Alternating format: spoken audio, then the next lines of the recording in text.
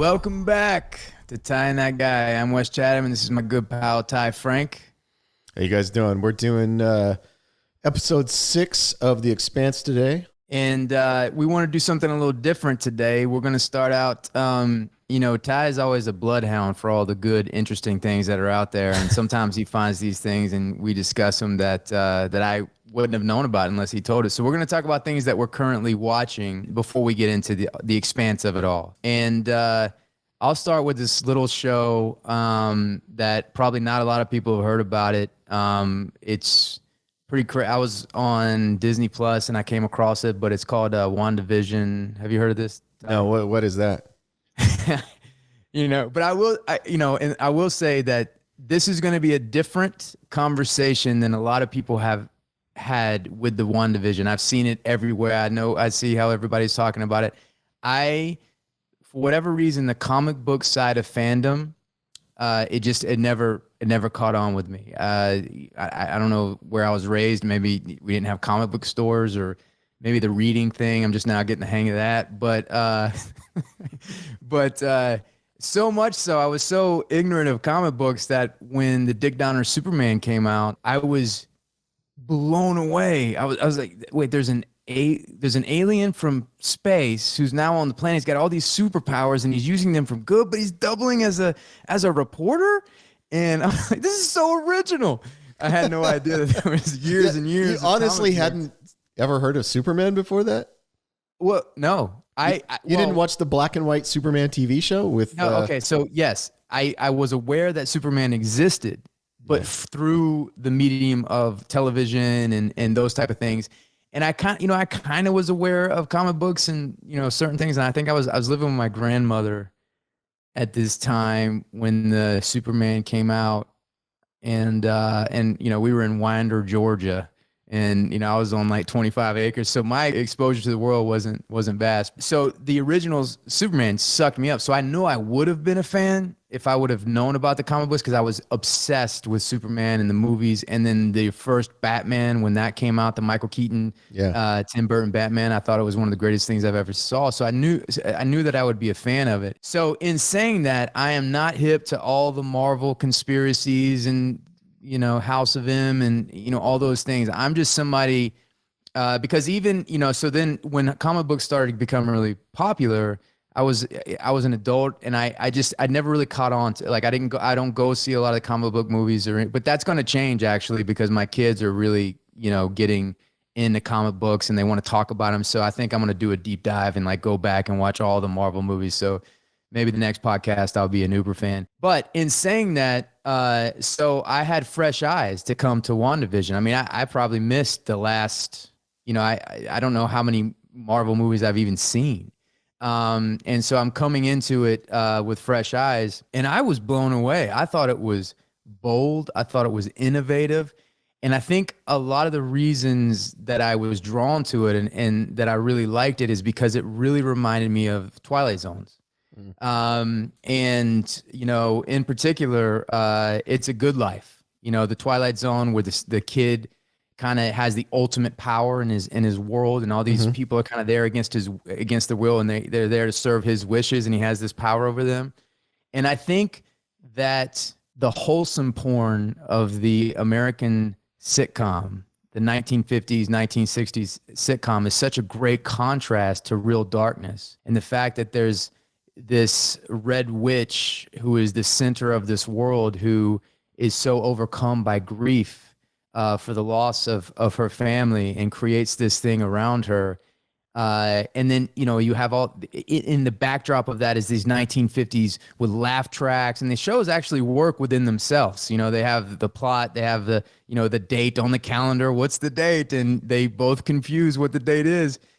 And then those moments when the characters within the show become self-aware, and you see that there is something dark lingering underneath this whole world. That is really compelling and really interesting for me. And the nostalgia of these sitcoms has pulled me through. Now, I do think it's going to have to have some real meat in the center, to be able to continue pulling me through. But as it is right now, the gag has been enough for me, and I've really, really enjoyed it. And it's one of those shows where I'm waiting on Friday night to see what the next thing is. What do you think about it, Ty? I didn't love it as much as you seem to.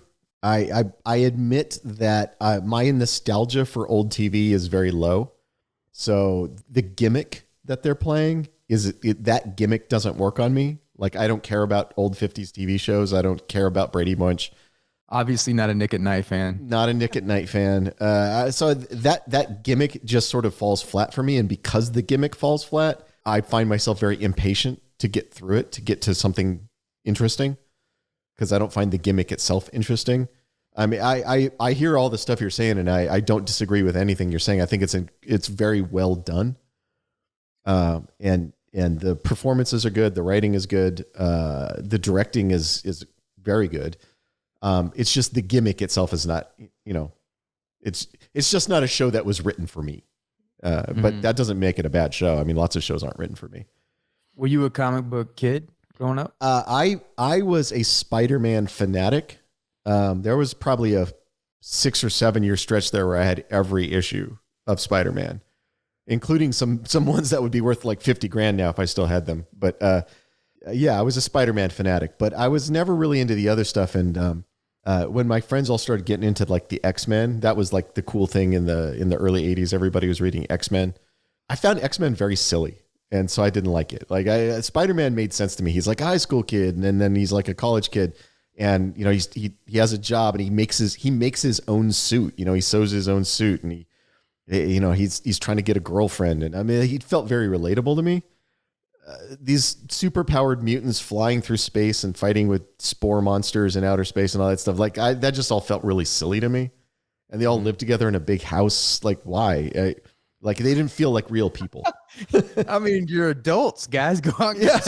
Go get an apartment or something. Get your own apartment. Yeah, it that didn't work for me. So I never really moved out of the Spider-Man into the other things. Until later, when I really fell in love with Alan Moore. And so I was a huge Watchmen fan. I was a huge V for Vendetta fan. And I read his other stuff, but that really wasn't sort of like the superhero comic books that you would think of. So do you have anything you want to talk about? Yeah. So mostly what I'm watching right now is dailies. We're shooting season 6. Any free time that I have to watch stuff, I jump on the pick system and I watch all the dailies from that day's shooting, which takes up many hours of my day. So that's mostly, I will say that over the last couple of months, the thing I was most impressed by was Queen's Gambit. I loved Queen's Gambit. I thought it was a brilliant piece of work, brilliant writing, brilliant directing. The performances are amazing. It's about as close to a perfect show as you can get for me. I agree with you. And what I was most impressed by Queen's Gambit that I really enjoyed is that each chess game was a story within itself. It had its own arc. It had its own climax. It had its own character within the actual game. And to come up with that many little mini stories within the big story, and then having the great climax with the performance in the chess game at the end, it was just so smart, so well done, so well written. Speaking of really smart, well written shows, what's interesting is going back and doing this. What I've realized, Ty, is I don't think I've seen these episodes. You never watched the first season? Yeah. I mean, especially the one that we're going to talk about today, episode 6. I know I haven't seen this, and I think because I read the books, and then we work so closely with the scripts, and you shoot it. And then at the end of every season, Narain shows us, 1 or 2, 3 that are not fully put together. And it's kind of like our tradition, and we sit down and we watch them. And so I think because I've just known it through that lens, that I haven't really, I haven't, when they come out, I feel like I've already known them, I've already seen them. So I haven't sat down and watched them. And then what I've come to realize is that I thought that I've seen them because I worked on them, but I haven't. I haven't seen them. And this is a great example of that, because I'm watching episode 6 and I'm just into it. There's a lot of shit that happened in this that I didn't know. There's a lot of twists and a lot of things that happened that I didn't know. And I think this is really valuable to what we're doing here, because I am seeing it from fresh eyes, and I feel like I have enough time removed from it that I could be objective, but also as a fan, it's great to have you here because I have I have questions. Well, I have seen all of the episodes, and I have seen most of them probably 30 or 40 times. So, yeah. And I want to start with Miller's journey through episode 6, and I think he's very good in this. And I remember when we did a podcast with Thomas Jane, the alien one, and he talks about having a conversation with Mark Fergus and how Mark Fergus compared his character to Paul Newman in The Verdict. Yep. Paul Newman's character in The Verdict. And that really struck me because that's one of my favorite movies. And there's something that's so tragic about this hotshot lawyer who was morally compromised. And then from that great sin is his fall. And he's fell so far that he's not aware of how he's even viewed. And it was only until he finds this new case that his morality, his spirit, the reason they got into it, is awakened. And I think that's a really apt comparison specifically for season 6.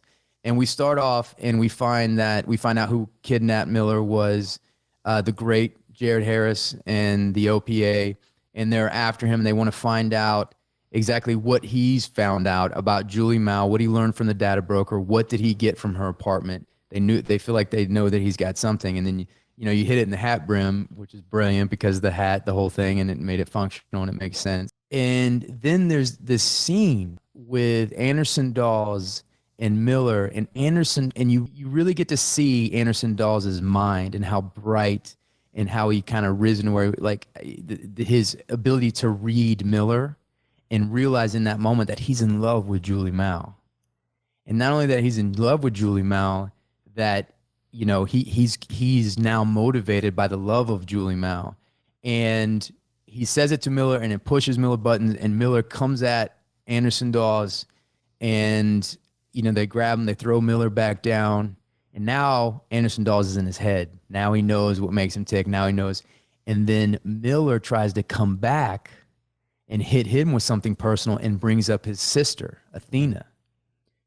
And then Jared embraces that, and this is just great scene work. He embraces it, and instead of taking the bait, he really shows how far ahead he is of Miller in this game.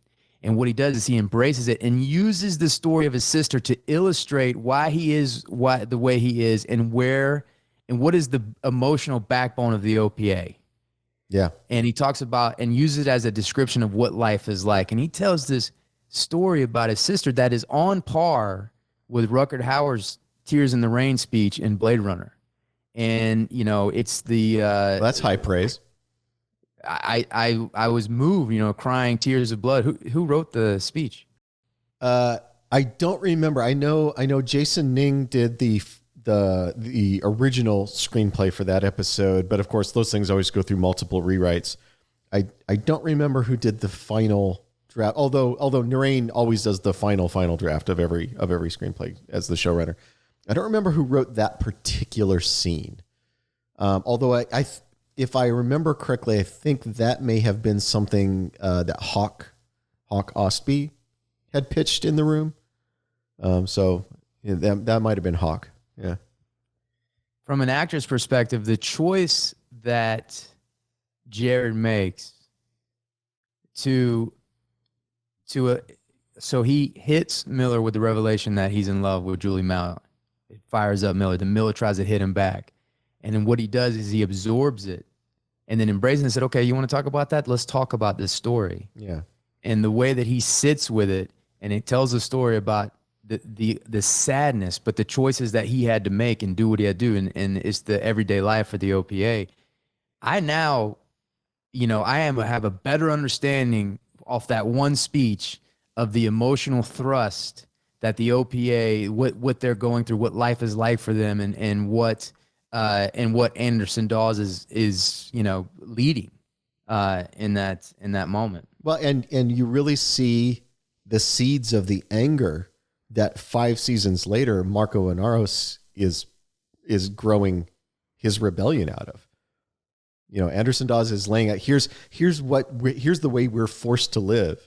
Here's why we're angry. And then 5 seasons later, you got Marco pulling from those exact same seeds and creating a massive rebellion in the belt. So yeah, I mean, it's an important speech and it's an important moment. And then Anderson Dawes has that moment, like he gives the speech and he's like, "But do you want to play this game?" And then he says, "Julie would spit in your face if she," and because he knows that Miller's obsessed with Julie. And he said, if she saw you now, she would spit in your face. And that is the Paul Newman verdict moment, Yeah. you know, when he's holding his briefcase and he's at and he's speaking and he withdraws the offer. And then they throw his ass in the air. Like, were you guys, were they going to kill Miller? Yeah.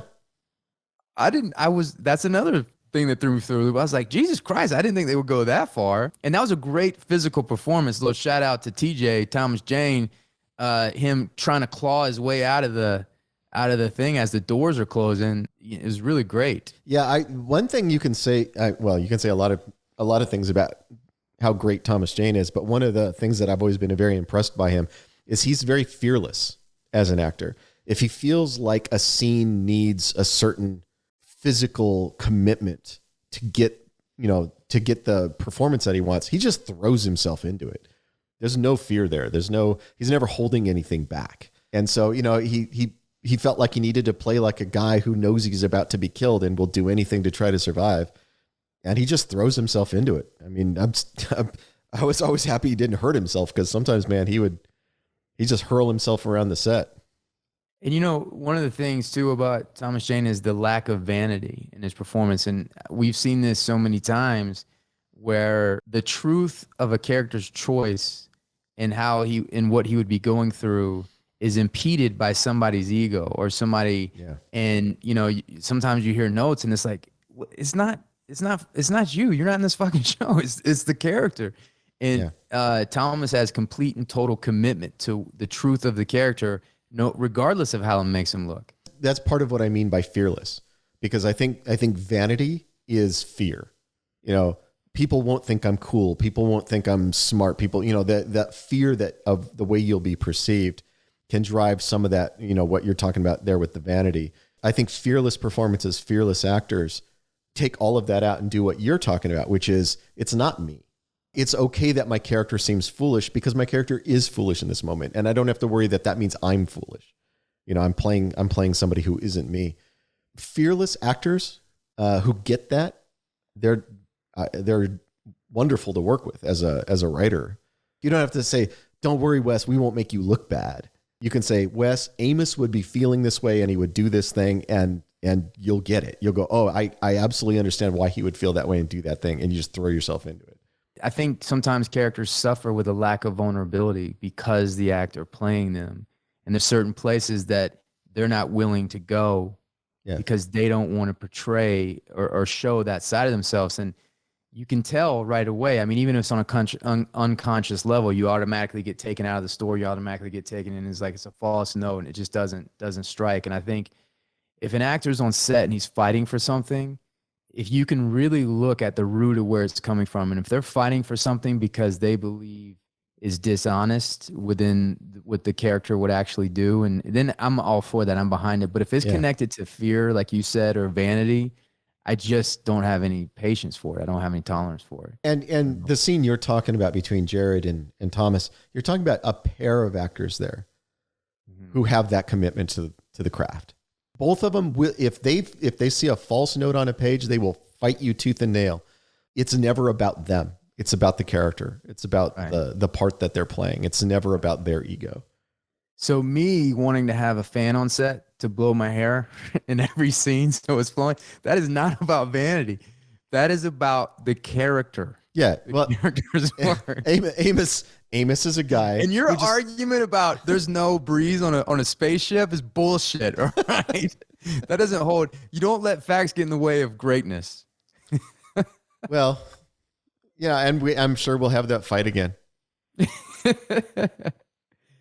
And then Miller goes back home, and Octavia goes with him. But this is a highlight for me when she's really having to deal with the fact that she just killed somebody, and Miller's explaining the first time he's killed somebody.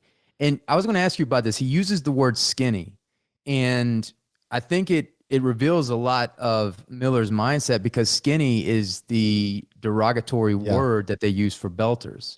And it's a word that, it's not a good word. I don't know if I've heard another belter use the word skinny. Is that a deliberate choice? And why did you make that choice? Yeah. I mean, it's definitely deliberate.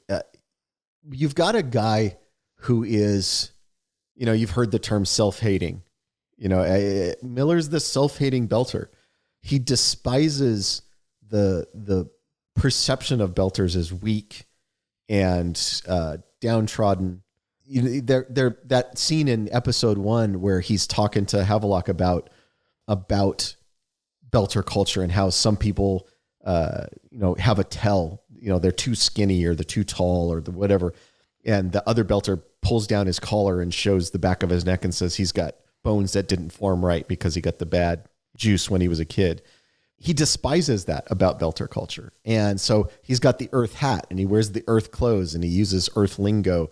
And it is that adopting the form of your oppressor to try to gain power. And so by calling his fellow belters by the pejorative name, he's distancing himself from them. He's saying they're weak, but I'm not weak. They're downtrodden, but I'm strong. Yeah, that's what's going on there. And part of it too is that's part of that shame of that is what Julie is dragging out of him, because it's not, Dawes says you're in love with Julie Mao. I mean, the reality is he's never met Julie. He's not in love with her. He's in love with the idea of her. And the idea of her is somebody who had everything. Everything. He calls her at one point, he calls her the richest bachelorette in the solar system. She's, her family are trillionaires. She's got enormous power and privilege, and she chooses to fight for the cause of the belt, where Miller himself, who should be the one fighting for the cause of the belt because he's one of them, he lives in it, has chosen not to fight that fight. And in fact, has chosen to throw in with the oppressors. And part of what Julie is dragging out of Miller is shame. She's making him ashamed of the choices he made.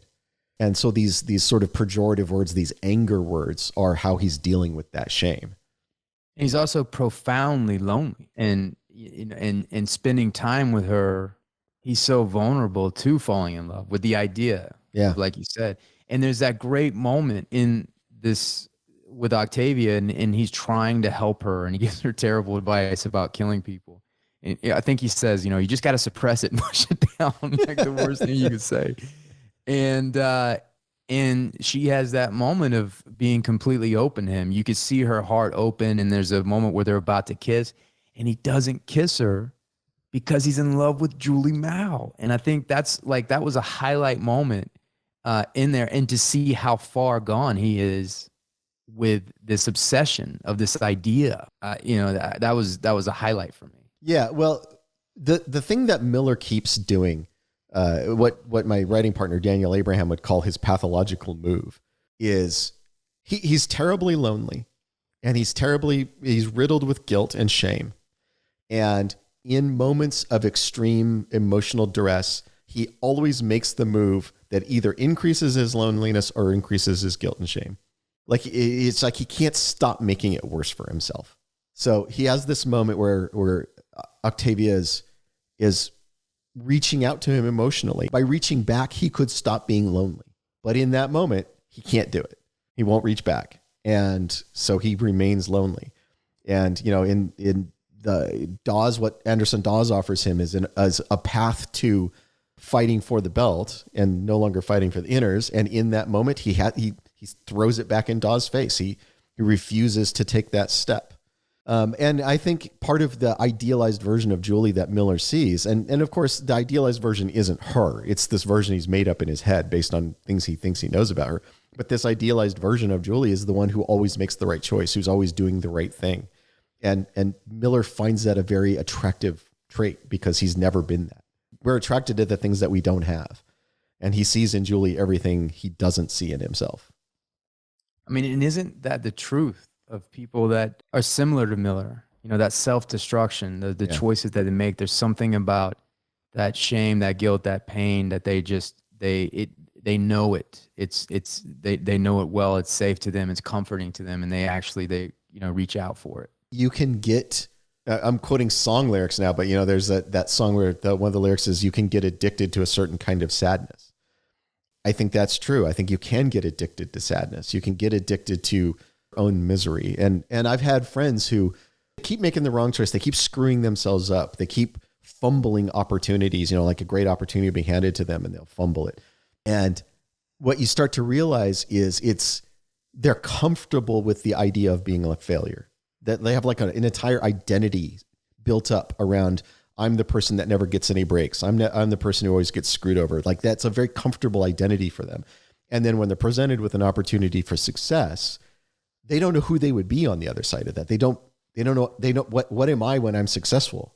And it's very frightening. And so you'll see them sabotage themselves so that they don't have to worry about changing what they are to match this new successful version. They can remain the person that nothing ever works for. And I've seen it many times, and it's always shocking to me because I don't have that move. Like that's not what I do, but I see it enough that I think a lot of people share that trait. It's like the great Robert Duvall line in Tender Mercies when he's like, I don't trust happiness. I never did. Yeah. And, in that moment, because he has that moment of actual peace for once in his life, and he stops drinking and he has that, and then he has that incredible tragedy, and he's mad at himself for allowing himself to let go of that identity. Yeah. And he's not prepared, because usually when he's wallowing in this sadness, it doesn't have that great impact on it, but this blindsided him. Well, it's allowing yourself to be vulnerable. The thing is engaging with the world, connecting to the world always includes vulnerability. Like, you have 2 kids. So there's this vulnerability that comes with the joy. Mm-hmm. If you're married or if you have a relationship with somebody, there's great joy that comes from that, but there's a vulnerability too. They could hurt you. They could leave you, that those things are always joined. The joy and the potential for harm are always 2 sides of the same coin. And so when you commit to a life of being unhappy, to being the failure, there's no vulnerability that comes with that. You're already inflicting on yourself the harm that someone else could inflict on you. You've beat them to the punch. You can't hit me in the face. I've already hit myself in the face. And there is a certain safety to that, I think. And so then Miller goes and he's going to tell Captain Shadid about what he's discovered, what he's found, and he's excited about it. And I didn't see this coming. I completely forgot about this. And what is her fascination with essential oils? Do they still have essential oils in 150 years in the future? So this is funny. This is a holdover from the books that we never explained. But one of the things that is brought up a couple times in the books is everybody's living on recirculated air, right? There's no fresh air. It's all, scrubbed and recirculated and all that. So there is a culture of adding scents to the air so that the air smells like something. And that's what she's doing. She's just adding a scent to the air so that the air will smell like anything. Because, this sort of scrubbed, laboratory grade fresh air that's getting pumped in doesn't smell like anything. And he realizes, and he sees the OPA tattoos on the cops. Yeah. Anything you want to say before we leave Miller's storyline? I did. So that little mister thing that she's got in her office, that thing was such a pain in the ass. Everybody hated it. So when he smacked the shit out of it and knocked it off the desk and broke it, after we cut, everybody cheered because everybody was pissed at that thing.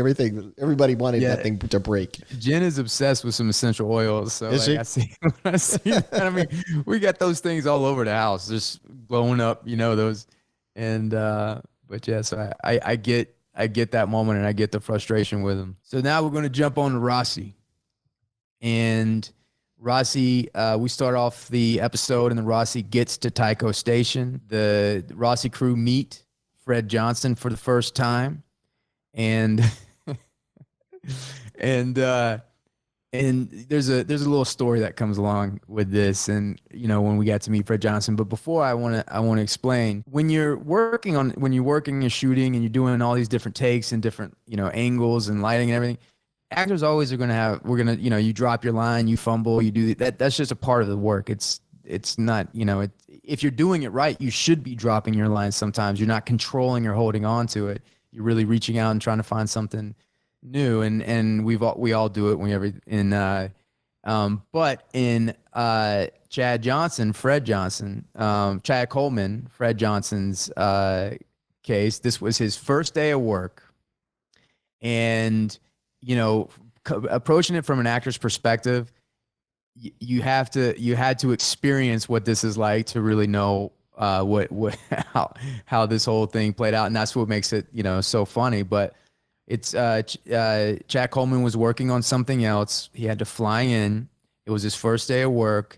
And he shows up and he gets the pages. And at the time, when we were creating the schedule, sometimes the schedule changes, sometimes, and you don't really know exactly until like the night before, the day before. But Chad Coleman was flying in. So he flew in, he got up in the morning, he shows up on set. It just so happens. We hand him his sides. It just so happens his first day of shooting was a 3-page monologue. And I knew that he flew in the night before, and I'm so familiar with the process and the psychology of an actor. So I was watching him, and I saw him when he got his sides, and he was, hey, nice to meet you. Hey, good to meet you. Da da da. And he's, have his banana for breakfast, and hey, da da da. And he gets the sides. Oh yeah, good. And he's flipping through.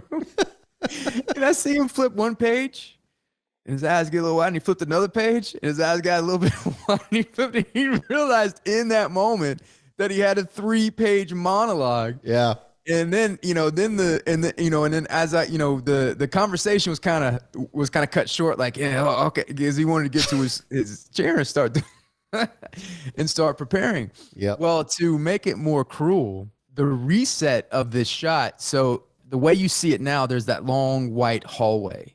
In the edit, it ended up starting when he's at the end of that hallway. But how the shot was originally intended to be is you follow him walk down that long hallway. Yeah. And then he hits his mark, and it's, basically he doesn't trust us and we don't trust him. And it's reading each other now. It's trying to figure each other out. It's a great scene. And Chad was, crushing this, putting that 3-page monologue, just crushing it in his head. So Steven and I, we were kind of figuring out like where would we take our position. And by the way, were you on set that day? Because yeah, I was there. I got to talk to Holden about the weapons handling and the trigger discipline and swiping people. I gave Steven so much shit about trigger discipline in the first couple of seasons. He's much better about it now. Okay. I gave him so much shit. Like, all right. I got it. Because I'm watching it now and I'm like, how did this get through? So anyway, I realized, so, we were kind of taking our position. So what we're going to do, because it was over us, meaning the camera was over us and you catch a little piece of our shoulders as he's walking down that way. So whatever position we have holding our guns, that would be the position that we would have to hold for how many takes that it's going to go. Yep. So, so Fred Johnson comes around the corner and I just happened to lower my gun and hold it on my waist because I knew, and then, Steven made the choice of holding his gun straight out, right? Yep. So Fred Johnson comes around the corner, and I'm looking at him like, God, this is number one, he's a beautiful man. He's got presence for days, like when he walks, has so much screen presence. Yeah, the gravitas that he has, that Yep. he comes walking down the thing, and we're watching. I'm like, Jesus Christ, this is an actor right here. And he hits his mark, and he goes, Lieutenant Holder. No, he says Mr. Holder. No, he said lieutenant. Did he say lieutenant the first time? Lieutenant, yeah. He goes, he hit the mark, right? So this is the beginning of the 3-page monologue. He goes, Lieutenant Holder. And then it was quiet, and the director goes, he's a captain. Okay, so I was reminded that I told that story before. So it's still funny, though. Yeah. But, the greatest, the great moment in this story is that seeing Stephen Strait, Captain Holden, choosing to be arms extended with that one-armed gun out. Yep. And seeing about 20 takes later, the sweat beating on his forehead, and his arm was slowly starting to go down. And so he was dipping his hips. So his arm would go down, and he was like, using his hips Yeah. to kind of keep the arm up. It's like when somebody cheats doing curls. They're throwing their back backwards to He was throwing his back, and it was just the gun was just going down and down and down. Man, I don't think I've ever laughed that hard on set. Well, those guns are heavy. Yeah, I mean they're not just plastic. They're not, I mean they actually weigh like what a real gun does. Automatic shotgun. That automatic shotgun. Yeah. It weighs as much as a Buick. The one that we make you carry around with one hand all the time. Yeah. That thing is heavy. Yeah. So it was funny because at one point during that, I don't think we've told this part of the story, when it became clear that we were going to go through a bunch of takes to get that right, and Steven was struggling. The sweat was popping up. At one point, I actually went to you remember Rico? He was our key grip in the first season. Yeah. I went up to Rico. I was like, "You don't have like a green stick you could run in there and put it under the gun, do you?" But I loved, and God bless Jack Coleman, and we're all friends. He's a great sport about this, and this happened to us all. Yeah. But getting the numbers of the Rossi, it's supposed to be like there's probably 3 or 4 crew or whatever. Yeah. And, at the end of the day, you get a little delirious. You've given this 3 hour thing. He's like, there's like 37 or 30. What was it? 64,000. Yeah. 64,000 people on that show. Yeah, and 3 or 4. That's the thing is you're absolutely right. You do get a little delirious. The shooting days are long. The schedule is hard. That particular set we were on was cold. So, everybody was like, in between you're trying to warm up. So there's a lot of shit, physical and emotional shit going on. And then you start getting the giggles, because he would show up and he's looking straight at me, and God, I could not stop laughing. And the poor, and this happens to me, when people start laughing, and at the end of the day, when I get delirious, and when you get delirious, you say, it's not like you make a mistake that's within the neighborhood of what you're trying to say. It's like you make a mistake and you're like, why did I say that? Where did that come from? And it's very much like, I mean, I know you're a sports guy, so you know this. When you're doing something like, you're playing baseball or whatever, and you like we'll talk about a batter losing their swing, like they all of a sudden they start like striking out a lot, and what happens is you start chasing pitches you wouldn't otherwise chase because you're just trying to get out of your slump, and that actually makes it worse. Like now you're swinging at shit you would never have swung at before because you're chasing it. And I think that's what happens with actors too, is you flub a couple of times and now it's in your head. Yeah. Now you're trying to remember the line as you're saying it, which is the worst thing you can do as an actor, is try to remember the line while you're saying it. And once you're in your own head, you're fucked. Like, oh my God.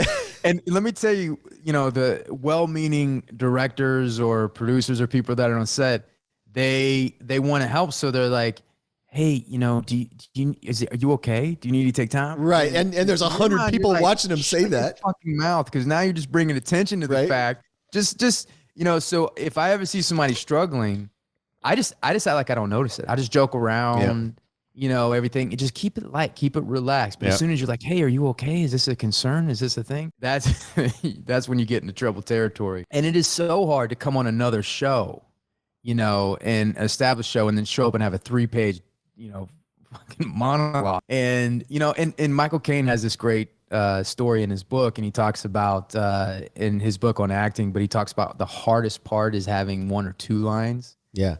As opposed to having like a 3-page monologue. And, he talks about like, there's like this great cavalry battle and the horses are coming over the hill.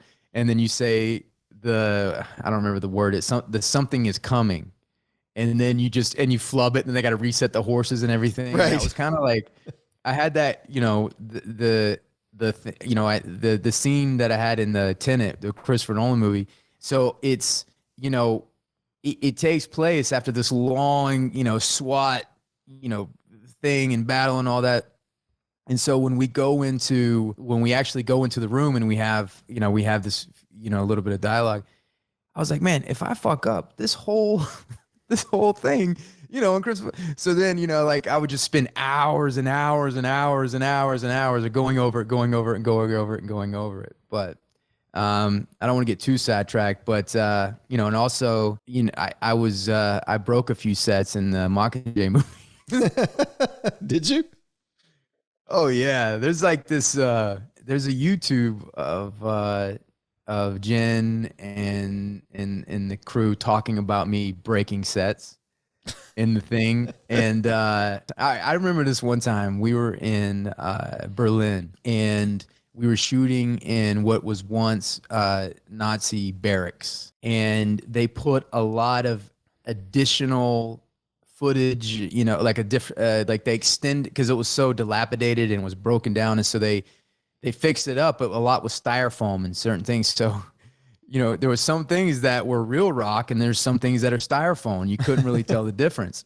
And so we were doing this scene where walking through this point. I don't remember where it was in the movie, but we do this long walk through, and then we have to go back and reset and go back and reset. Well, as we were resetting, I saw this wall that goes down to the stairs, and I was just like, I just jumped up on the wall because I was going to walk down the wall as we're just talking. I was just boring, and I went and I jumped up and hit the wall, and I went and fell right through it because it was styrofoam, and I went through like up to my waist, and then I'm trying to get out before anybody can see me. I'm just cracking the wall as it's down, and this is a big deal. I mean, the amount of money that they put in this fucking wall, and I'm just tearing it to shreds to get out, and now we got to do not only the reset of them having to fix this wall and all this shit. So that was strike one. Strike two, we were in this train station, and we were playing this game. There's like a game where like if you do a circle and you see it, then you get to punch him in the shoulder. Have you heard of this? Like you do a circle with your hand. If you see it, you punch him in the shoulder, whatever. It's like, no, I haven't played that because I'm an adult.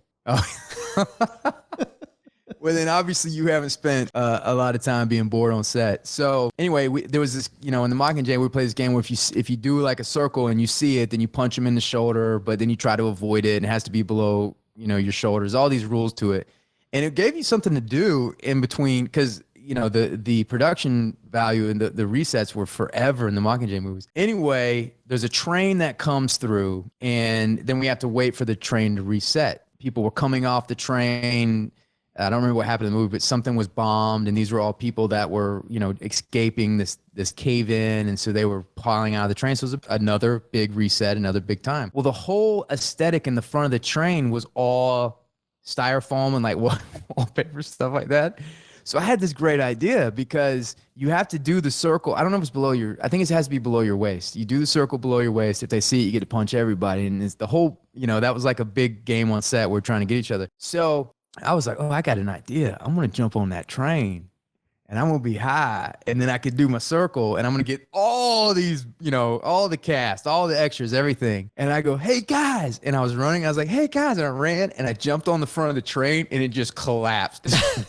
You tore the front of the train off. Yeah. And I broke the train, and I was like, God damn it. Like, I'm surprised they didn't fire you. Yeah. I mean, at that point they were like, well, we're too far down the road with this dumbass. So. Well, now I understand why they killed your character off. Yeah, I mean, and you see, I mean, you're a writer, so you know how they, when you see the time and effort they put with these beasts just ripping me apart in the in the sewers, So, but anyway, let's get back to the Rossi. So we talked about Fred Johnson, that first moment of meeting Fred Johnson. What he wants is he wants Holden and the Rossi crew to testify that the OPA was not involved. And then he has the moment where he puts his cards on the table, and he wants to commission the OPA to go after the scapulae to find Lionel Polanski. Yeah. Where did that name come from? I know it's a code name, but what is the source of Lionel Polanski? And is that Cortazar? Who is Lionel Polanski? No one is Lionel Polanski. Lionel Polanski is a person who doesn't exist. The way this code works is if you need help, you send a message to Anderson Dawes with that message comes from Lionel Polanski. And it doesn't matter what the text of the message is.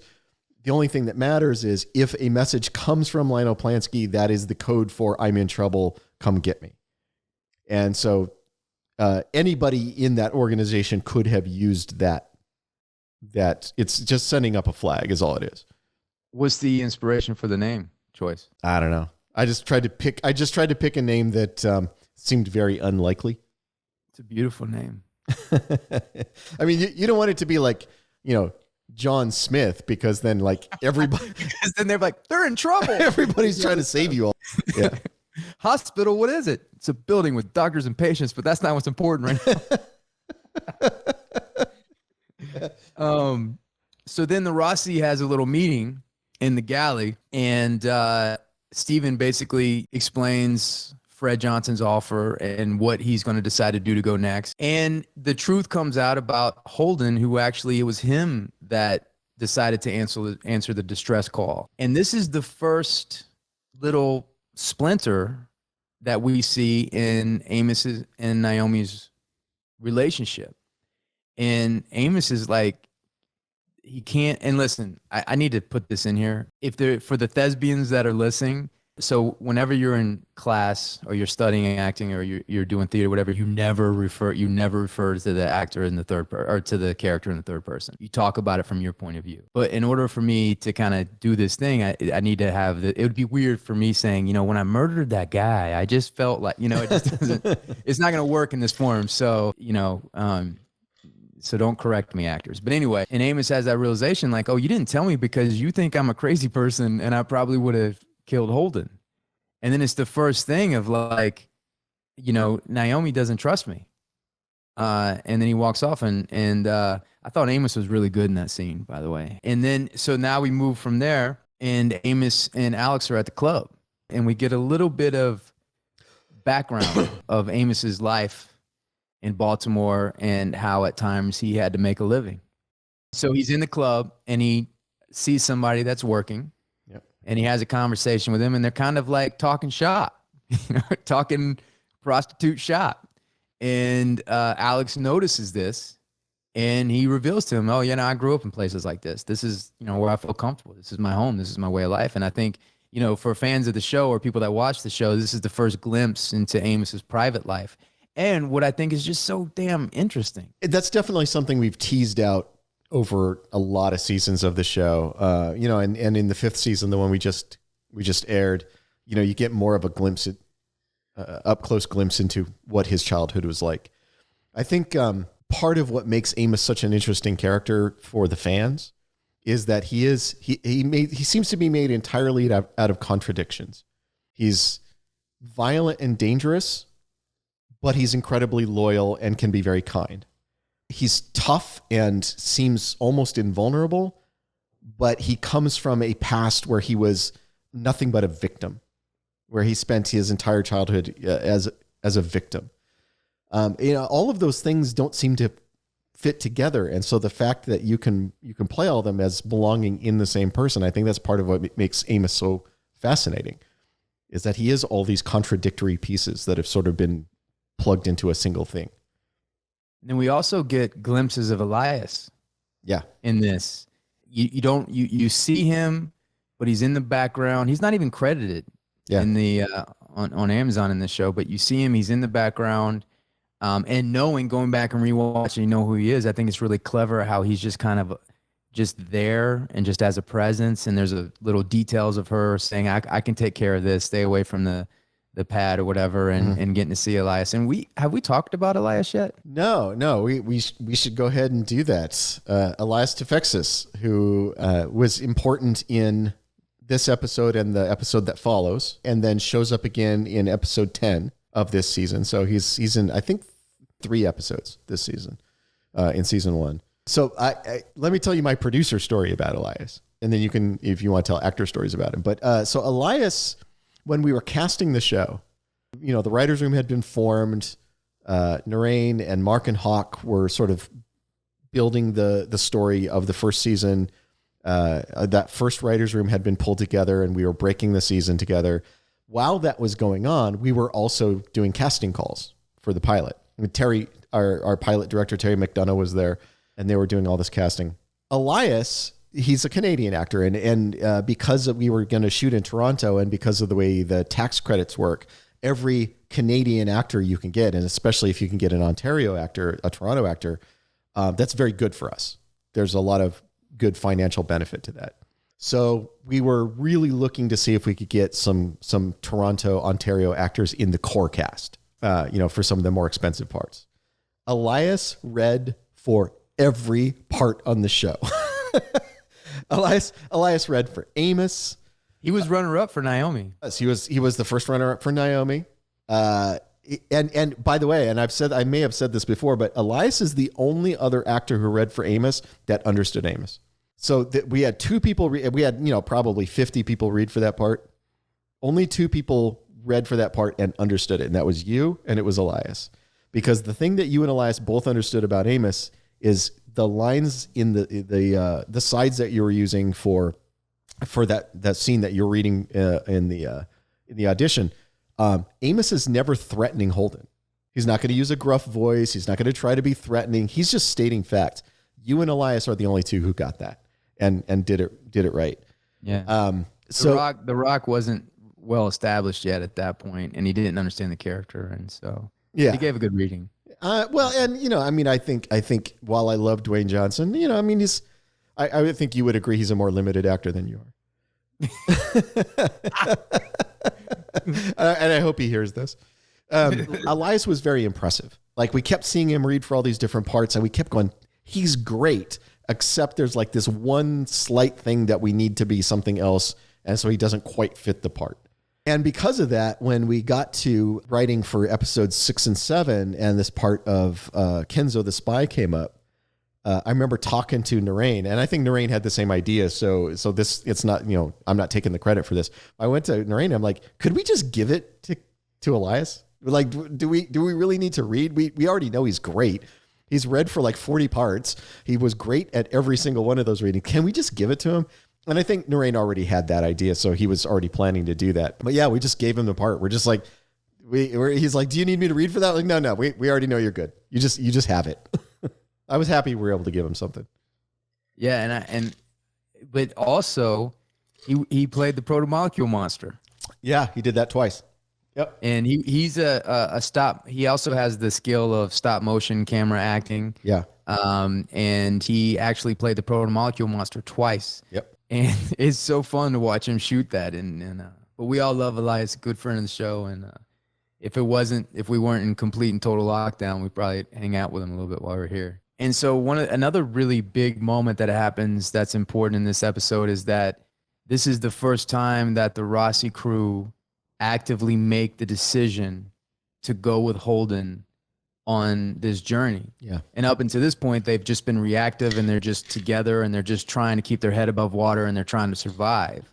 And so now Holden wakes up and he sees the Rossi crew there, and they are actively making the choice. And that's the first kind of collective choice that the Rossi crew make together. And it gave me a little bit of chills to see them, and knowing what they're gonna, that they're gonna be a crew from this point forward. Yeah. And when did Amos become a damn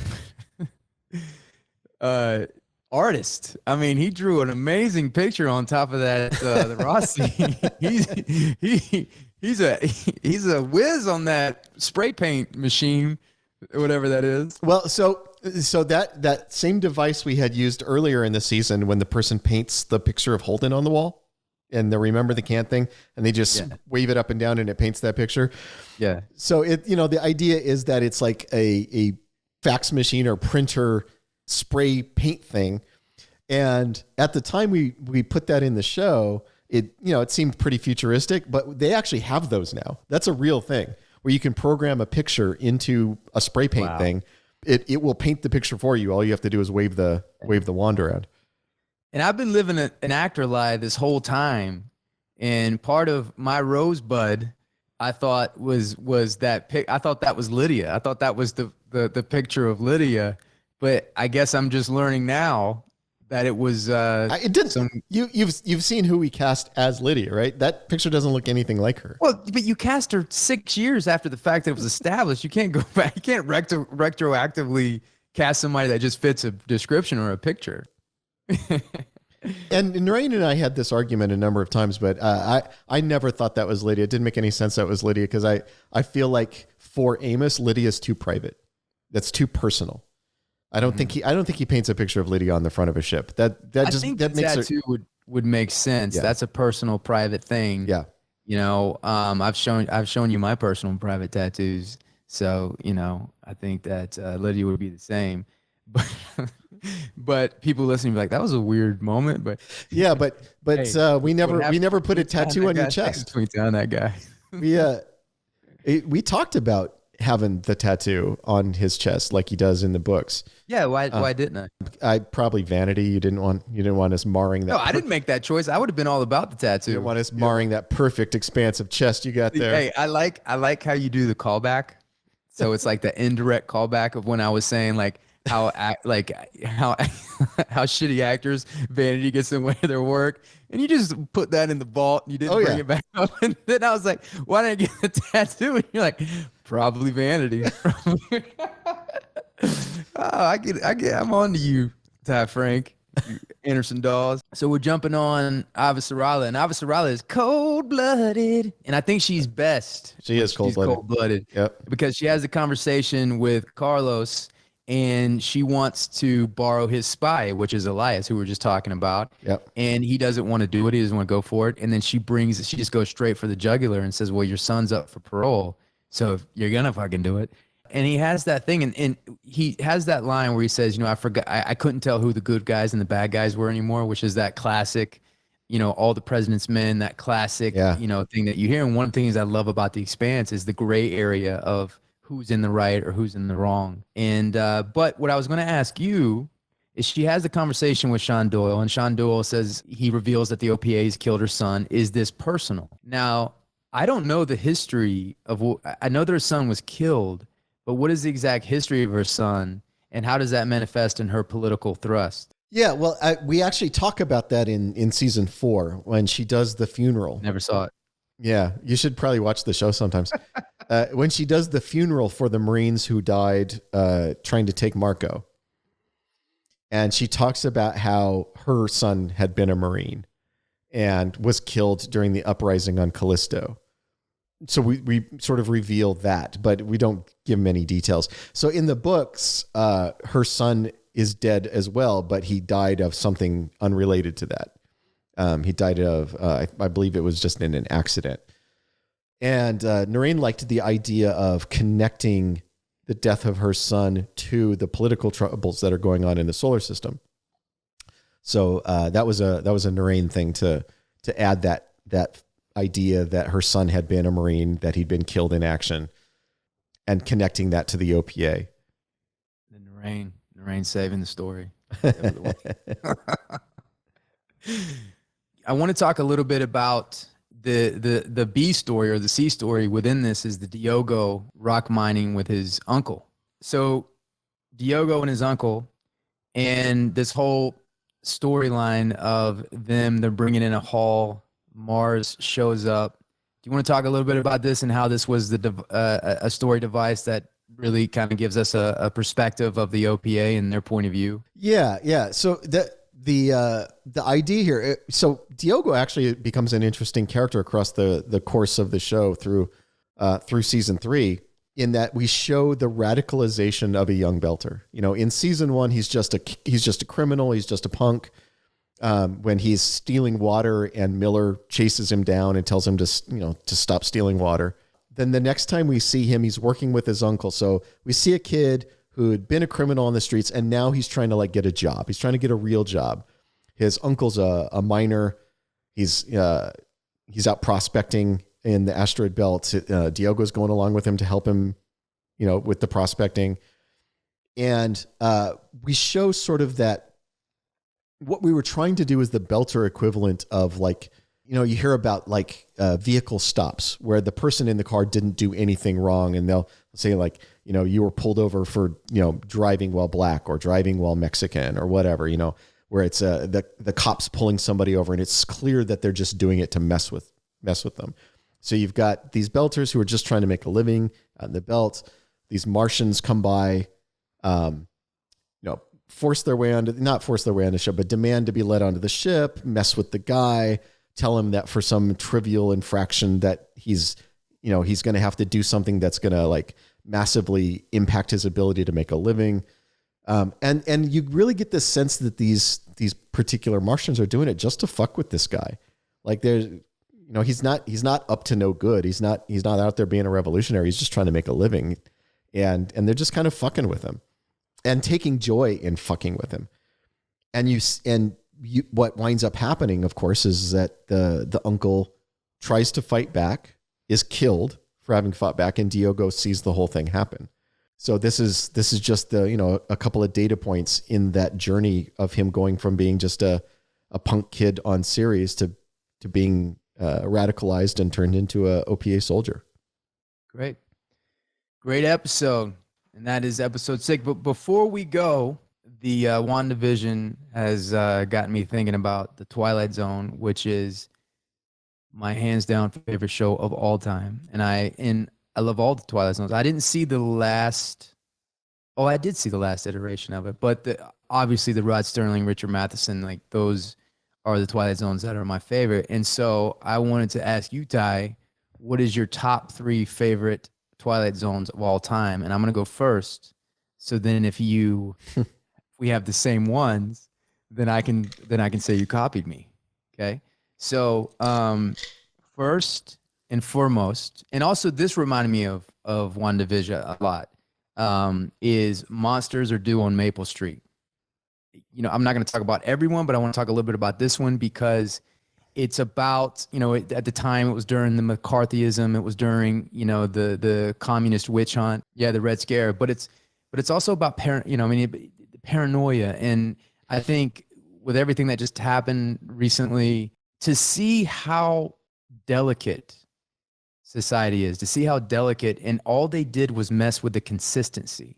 And you have this ship fly over that was mysterious. Nobody could really tell or know what it was. And one of the townspeople went into town because all their power went out and they had to figure out what it was. And this kid says, "Hey, I'm reading this book." And it was, I think it was the early 60s, late 50s. So it was at the time when science fiction was really taking off. And it was like and all these stories kind of were connected and they used aliens as the communists, and so he kind of puts in their head that this is an alien, that this is their tactic, and this is something that they do. And at first it's absurd, and they shoot it down. They're adults, they're not going to be a part of this. But when weird shit starts happening, that narrative becomes the dominant narrative of what's actually going on. And then it hits a fever pitch because of them, all the intricate small town biases and things that they have against each other. It starts coming forward, and nobody trusts each other, and they're staying up all night watching each other's houses, and it culminates with the town's guy that left to go see what was going on. He's coming back, and there's a dark figure in the shadow. And they grab the rifle and they shoot him, and they kill him.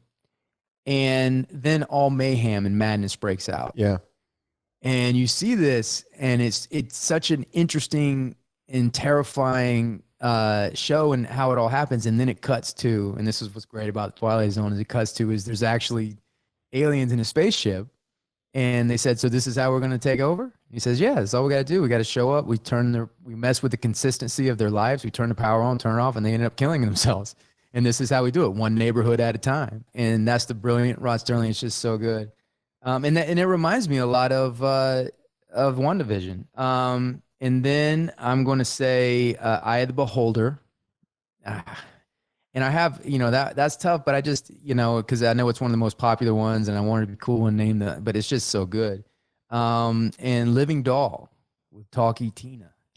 And that is terrifying. Yep. That is, you watch that now. I mean, it is so scary. And and what's interesting is the mother in that Twilight Zone, her name is Annabelle.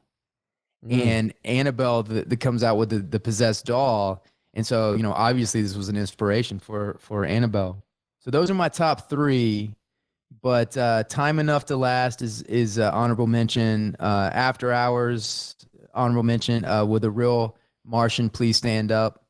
Honorable mention, and then it's a Perfect Life, which I talked about earlier.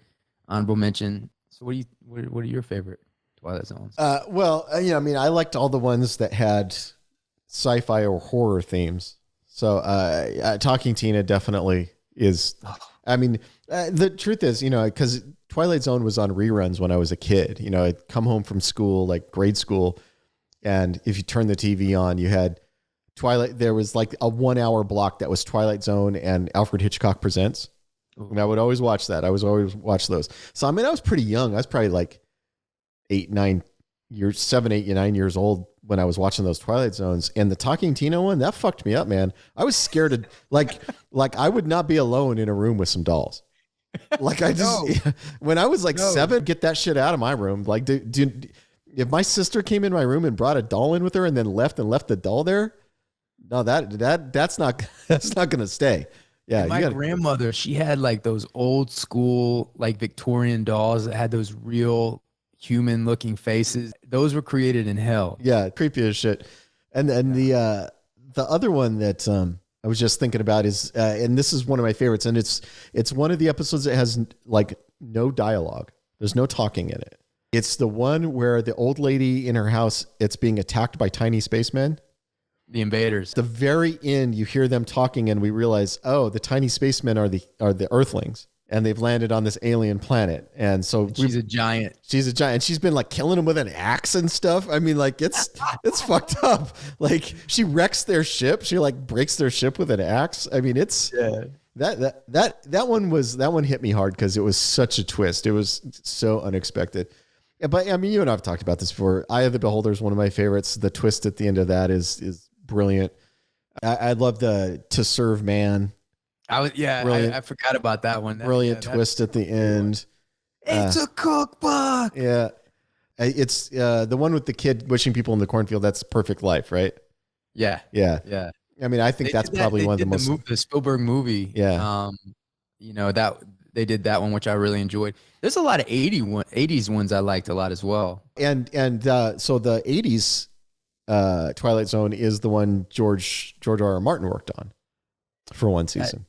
That's right. Which one did he work? Oh, did he do the Vietnam vet coming back? He did. The one I know for sure he wrote was called The Last Defender of Camelot. Yeah. Which, by the way, so here's some interesting, ridiculously inconsequential facts. The Twilight Zone movie, the It's a Perfect Life in the Twilight Zone movie, the blonde girl who lives in the house who gets wished into the cartoon. Yeah, she's the actress. She voices Bart Simpson, which I was found fascinating. And then Last Defender of Camelot, which was the episode George wrote and produced for Twilight Zone. He hired a young actor who then went on to become the guy who wrote and starred in Hedwig and the Angry Inch. He gave him his first acting job. So how did George R. R. Martin, how did he get these jobs? How did he get his job on Twilight Zone? Was he a sci-fi writer before? Yeah. I mean, I'll make the short version of the story. Yes, he was a award-winning science fiction writer, mostly famous for having written short stories, had some really well-regarded short story collections, won a bunch of awards. I had written a couple of novels, and had, I believe it was his third novel, had gotten a very large advance for it, and the novel didn't do well. It didn't sell well. So he found himself in a tight financial position where he wasn't going to be able to sell books for what he needed to sell them for to make a living, to not go broke. And when that happened, it just so happened that one of his stories that had been optioned, they picked up the option and they turned it into a movie. It was the one called Night Flyers. Terrible, terrible movie in the 80s. But that gave him enough money to survive. And then a guy that he knew, who knew of him as a novelist, reached out and said, "Hey, I'm starting this Twilight Zone revival, and I'd love to have you come write for it.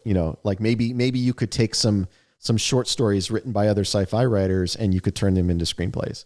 And that's how George got his first break. And then that show only lasted one season, but because he'd been on it for a season, that's what led to him getting the job, the writing job on Beauty and the Beast, which he did for the next couple of years. Great. And, one day, hopefully we'll have George R. R. Martin on and talk with him. We're still working on it, but we will try very hard to get George to come hang out on the show. All right. Well, that concludes season 1, episode 6. Thank you for hanging out with us. Please let us know what you think on tyingthatguy.com. Send us your ideas, send us your questions, and we'll get to those as soon as we can. Thank you for hanging out with us, and we will see you soon.